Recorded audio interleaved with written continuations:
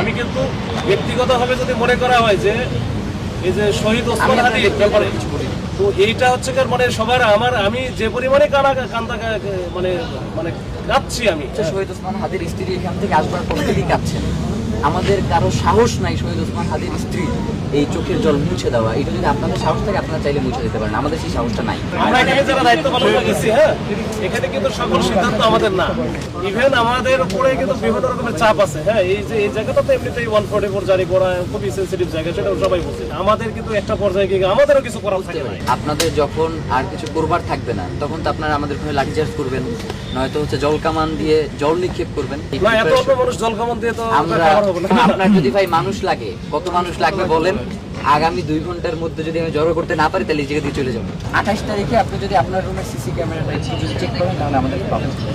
28 December 2024 আমার অফিসে, হ্যাঁ, ওই যে শাহবাগ থানার যেটাতে আপনি গিয়ে বসেন ওইখানে তো মাঝে মাঝে যাবো। ওইটা তো আমার না, সেটা আমরাও ততক্ষণ পর্যন্ত আপনাদের মিটিংয়ে ঢুকতে চাই না যতক্ষণ পর্যন্ত আমাদের ফিট না ঠিক যায় ভাই। যার কারণে আজকে আমরা মানে ফিট ঠিকই এইখানে আসছি। সিআইডি থেকে ডিবি থেকে আমাকে রাত 12টার সময় ফোন করে বলে যে হচ্ছে যেইখানে ওসমান হাদি গুলিবিদ্ধ হয়েছে ওইটা সিসি ক্যামেরা আমি ফুটেজ সংগ্রহ করে দিতে পারবো কিনা।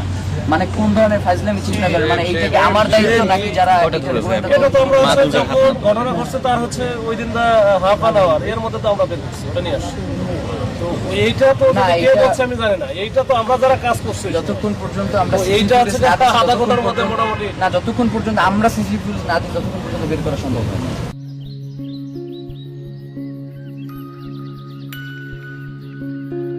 হাদি ভাই সহ আপনার সাথে বহুদিন আমরা চা খাইছি, আপনি আমাদেরকে চা খাওয়াইছেন।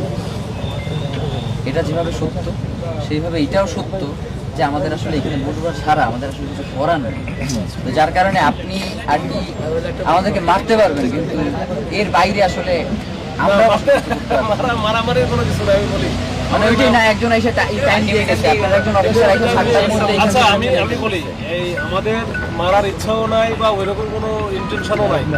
যে এখন যদি আমাদেরকে কোনোভাবে সহযোগিতা না করা হয় এবং এই যে ভারতীয় আধিপত্যবাদের যেই সকল চামচারা উপদেষ্টা পরিষদে বসে আছে ওরা যদি এই হত্যার তদন্তকে পিছায় দিতে চায় বা এটাকে কোনোভাবে ছল চাতুরি করে বন্ধ করে দিতে চায়, শহীদ ওসমান হাদির ভাইয়েরা এবং তার স্ত্রী সন্তান এটা তো কোনোদিন মানবে না। সিআইডি এখন পর্যন্ত 3বার ডেট বাড়াইছে, না 5বার না, ডিবি 2বার, সিআইডি 3বার, এই টোটাল 5বার হচ্ছে ডেট বাড়ছে। তো এই ডেট আস্তে আস্তে হয়তো সাগর নদীর মতো এটা আমরা দেখতে পাবো 167 ডিবি বাড়ানো 168 বলছে আমরা সময়